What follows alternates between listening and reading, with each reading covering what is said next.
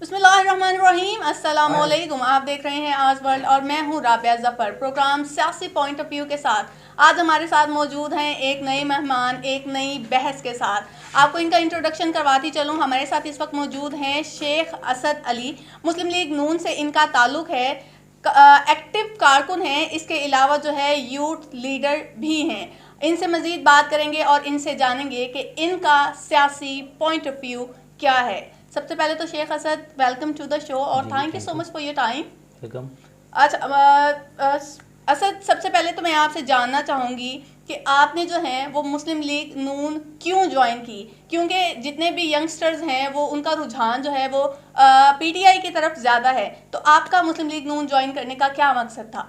जी बिस्मिल्लाहिर्रहमानिर्रहीम। जी देखिए राबिया, मुस्लिम लीग नून जो है अल्हम्दुलिल्लाह ये पाकिस्तान की 22 करोड़ आवाम की हमदर्द जमात है। सही। मुस्लिम लीग नून ज्वाइन करने का मेरा मकसद यही है कि हमने पाकिस्तान की बका के लिए काम करना है। जैसे हमारे प्राइम मिनिस्टर मियां मोहम्मद नवाज शरीफ साहब ने पाकिस्तान में तरक्याती काम करवाए हैं, जो उनके काम बोलते हैं। तो अभी मैं बात करूं कि उनके मंसूबे अगर मैं आपको गिनवाऊं तो रात हो जाएगी, उनके मंसूबे ख़त्म नहीं होंगे। सही जी। अच्छा, मजीद इसके अलावा मैं आपसे जानना चाहूंगी, आप कह रहे हैं आप उनके मुझे मंसूबे गिनवाएं, तो मैं जो हूँ गिन नहीं सकूंगी। चले ज्यादा दूर तक नहीं जाते, हम गुज़िश्ता 5 सालों की बात करते हैं जो वक्त मुस्लिम लीग नून का था। तो उन 5 सालों में मुस्लिम लीग नून ने क्या मंसूबात जो थे उनको अमली जामा पहनाया, क्या क्या कारनामे जो है वो सरअंजाम दिए? क्योंकि मुझे तो नहीं पता, मुझे तो कुछ नजर नहीं आ रहा। आप कारकुन हैं, आप बेहतर बता सकते हैं, तो प्लीज बताइएगा। जी देखें, 3 साल के अंदर पीटीआई ने जो कर्जे लिए हैं तकरीबन को 13,000 अरब के इन्होंने कर्जे लिए हैं। तो इनकी जो पॉलिसियाँ मुर्गी कट्टे बच्चों के अलावा इनकी पॉलिसियाँ कुछ भी नहीं हैं। आप हमारे मंसूबे देख ले जो मियां मोहम्मद नवाज शरीफ ने अपने दौरे हुकूमत में लगाए हैं। अब देखें, आप बात कर लेते हैं खुर्दोनोश एशिया की कि आप हर चीज़ जो है गरीब आवाम की पहुंच से दूर है। आज की इस दौर में जो 2 वक्त की रोटी खाना भी गरीब आदमी के लिए मुश्किल हो गया। ठीक है, अब कीमतों की बात कर लेते हैं। जैसे पाकिस्तान मुस्लिम लीग नून के दौरे हुकूमत में जो घी है वो तकरीबन 120 रुपए किलो जो है मिल जाता था, 130 रुपए मिल जाता था। आज वही आम घी जो है 330 रुपए किलो है, गरीब की पहुंच से दूर है। जैसे आटा है 35 रुपए किलो था, वो 55 रुपए किलो है। चीनी 55 थी, वो 100 रुपए किलो है। ऐसे ही पेट्रोल और कई खुर्दोनोश एशिया जो हैं जो गरीब आदमी की पहुंच से दूर हैं। तो पाकिस्तान मुस्लिम लीग नून ने कर्जे लिए, IMF के पास गए। हमारे जो पाकिस्तान की जो तकरीबन आबादी है उसमें से 80% लोग जो हैं जिनको पढ़ना लिखना ही नहीं आता, तो उनको IMF के कर्जों वगैरह के बारे में या किसी और की पॉलिसी के बारे में उनको बिल्कुल भी नहीं पता है। तो गरीब आदमी को सिर्फ अपनी भूख से गर्ज है। तो आप ये देखें कि इस दौरे हुकूमत में गरीब आदमी के इन्होंने जो है जीना मुहाल कर दिया है। तो रोटी तो गरीब आदमी खा ही नहीं सकता आज के दौर में। अच्छा, इतने बुरे हालात कर दिए इन्होंने। ब्रेक लेते हैं, ब्रेक से वापस आके बात को यहीं से कंटिन्यू करते हैं। जी नाज़रीन, welcome back after the break. जैसे कि हमारे साथ मौजूद थे शेख असद अली और इनसे बात हो रही थी मुस्लिम लीग नून के हवाले से। तो असद, जैसे कि आपने कहा कि मुस्लिम लीग नून जो है, नवाज शरीफ साहब जो हैं वो IMF के पास गए, उन्होंने कर्जे लिए। तो पाकिस्तान तहरीक इंसाफ का यही तो रोना है कि मुस्लिम लीग नून ने जो है वो कर्जे लिए, मुल्क को जो है वो कर्जों में डुबा दिया है और पाकिस्तान की बका के लिए, पाकिस्तान की मईशत को बेहतर बनाने के लिए अब वो कर्जे जो हैं तहरीक इंसाफ को वापस करने पड़ रहे हैं। तो ये तो कोई अच्छा अमल नहीं हुआ, तो आप इसको किस तरह डिफेंड करेंगे फिर? जी मैं बताता हूँ। देखिए, हमारे 5 साल के दौरे हुकूमत में तकरीबन 10,000 अरब के कर्जे लिए गए और इनके 3 साल के दौरे हुकूमत में 13,000 के अरब कर्जे लिए गए। और जो मियां मोहम्मद नवाज शरीफ साहब की गवर्नमेंट में कर्जे लिए गए और वो जहां लगे हैं, मैं मंसूबे आपको बताता चलूं कि सबसे पहले तो जब 12,000 मेगावाट बिजली का जो मोटरवेज बिजली का वो 12,000 उसकी पैदावार की है बिजली की, ठीक है। उसके बाद मोटरवे सड़कों का जाल बिछाया, ऑरेंज लाइन ट्रेन, मेट्रो मंसूबा, स्कूल, नए अस्पताल अपग्रेडेशन किए हैं, ठीक है ना। और तालीम के निज़ाम को बेहतर बनाया, नौजवानों को बिला सूद कर्जे दिए गए, तुलबा में लैपटॉप तकसीम किए गए, तालीम की अदम दस्तयाबी के लिए बहुत सी सहूलियात फराहम की गई, ठीक है। इंटरनेट और मोबाइल 4G फ़ोन के बाद पाकिस्तान में 3G और 4G का आगाज़ किया, ये भी मियां मोहम्मद नवाज शरीफ साहब के दौरे हुकूमत में किया गया, आपको पता होगा, ठीक है। और इसके अलावा क़याम अमन, ऑपरेशन ज़रबे अज़्ब और रद्दुल फसाद मुल्क में दहशतगर्दी का खात्मा किया गया।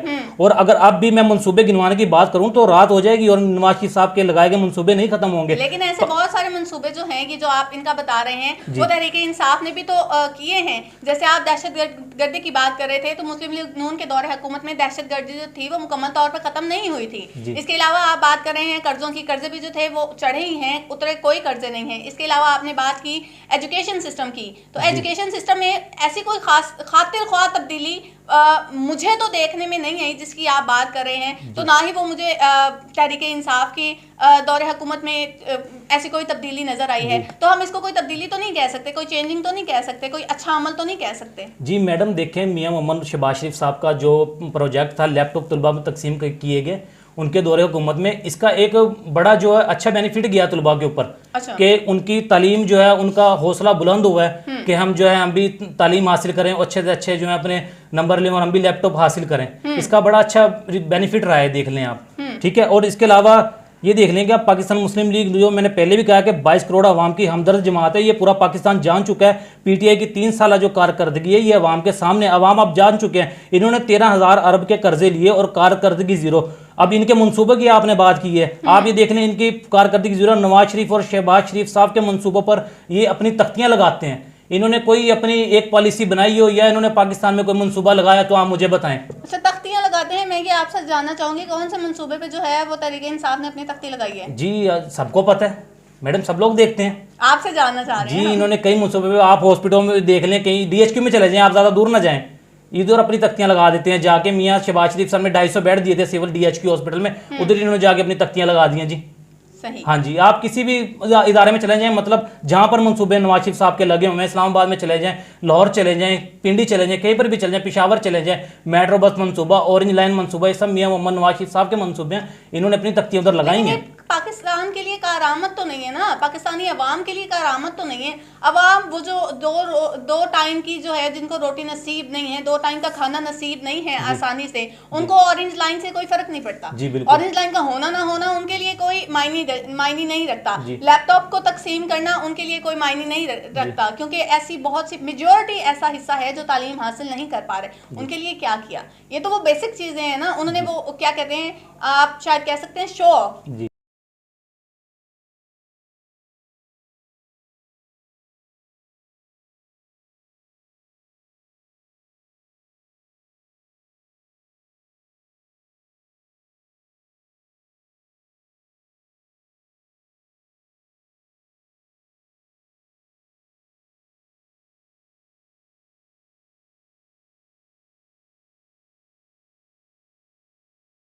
हैं कि मियां मोहम्मद नवाज शरीफ साहब पर इन्होंने कंटेनर पर खड़े होकर चोर चोर के इल्जाम लगाए। ठीक है। अब मैं हैरान हुई हूं कि आप जो फंडिंग केस की बात कर लेते हैं, दूसरों पर चोर चोर के इल्जाम लगाने वाले वजीर आजम की जब अपनी तलाशी ली गई ना, तो इसका जो बाल है वो चोरी में डूबा निकला है। दूसरों हाँ जी, दूसरों से फंड के नाम पर माल हटियाना, फिर इसको अय्याशी के लिए इस्तेमाल करना और अपने जी और अपने 53 अकाउंट छुपाने के लिए झूठ पे झूठ बोलना। कभी पाकिस्तान की तारीख में इमरान खान जैसा करप्ट और झूठा साजिश हुक्मरान आया? फॉरेन फंडिंग केस में तमाम बुराइयों की जड़ और साजिशों की मां है। फॉरेन एजेंडा पाकिस्तान में नाकाम हुआ। पाकिस्तानी इस नाकाम इंतजामिया के बदौलत पिस रहे हैं। गरीब अवाम अजनास की गरां और कीमतों और सहूलियत की अदम दस्ताबी के और गुर्बत के बाद खुदकुशियां करने पर मजबूर है। लेकिन असद कोई भी जो है, आप कह रहे हैं फॉरेन फंडिंग केस में जो है इमरान खान का नाम है, फाहश जो भी आपने कहा बकौल आपके कि वो हुक्मरान हैं, तो हमने तो ऐसा कहीं नहीं देखा। और कोई भी 1 रुपए की जो भी है करप्शन जो है वो इमरान खान साहब पर जो है वो प्रूव नहीं हो सकी, और ना ही किसी स्कैंडल में उनका नाम है, ना ही किसी पेपर्स में उनका नाम है। तो आप कैसे वो किसी को जो है एक्यूज कर सकते हैं, वो भी मुल्क के प्राइम मिनिस्टर को? जी बिल्कुल। मैं अब ये देखें, आपके माशाल्लाह कितने न्यूज़ चैनल हैं जी, आपके पास इदारे हैं, आपके पास पावर है, पीटीआई की गवर्नमेंट है, क्या मियां मोहम्मद नवाज शरीफ साहब के ऊपर आप करप्शन साबित कर सकें? सही जी, बताएं मुझे, इस बात का जवाब दे दें। शहबाज शरीफ साहब के ऊपर करप्शन केस तो चल रहे हैं ना? केस चल रहे हैं।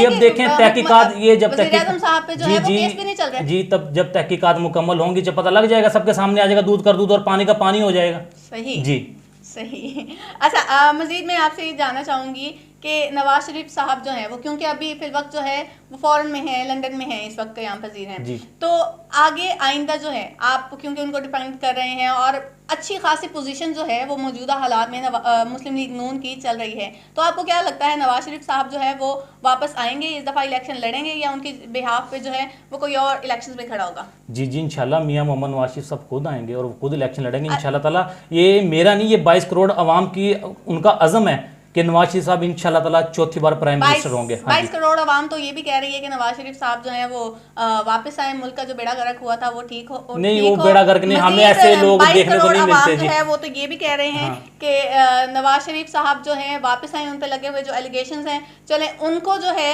वो गलत साबित कर दें। तो तब नवाज शरीफ साहब तो आए नहीं, तो अब कितने % चांसेस है कि नवाज शरीफ साहब वापस आएंगे? अपना ट्रीटमेंट करवाने के लिए उधर गए हैं, इन्होंने भेजा है। अब ये माफिया मांगकर, पहले इन्होंने माफिया मांगकर भेजा, अब ये पांव पकड़कर यहाँ पर बुलाने पर मजबूर है उनको। सही, ठीक है ना, वो अपना ट्रीटमेंट करवाने के लिए इधर गए हैं, वो कोई शौक से नहीं बैठे। और इंशाल्लाह ताला आप देखेंगे कि मियां मोहम्मद नवाज शरीफ जल्दी पाकिस्तान की आवाम के दरमियान होंगे, इंशाल्लाह ताला वो चौथी बार प्राइम मिनिस्टर भी होंगे। सही, अच्छा मजीद मैं ये आपसे जानना चाहूंगी कि अब क्योंकि जो है आप माशाल्लाह काफ़ी एक्टिव कारकुन हैं, तो किसकी क़यादत में जो है वो ये सारी एक्टिविटीज़ को सर अंजाम दिया जा रहा है, और आइंदा अगर ये इलेक्शन जीतते हैं तो पंजाब के लिए क्या खिदमत सर अंजाम दी जाएंगी?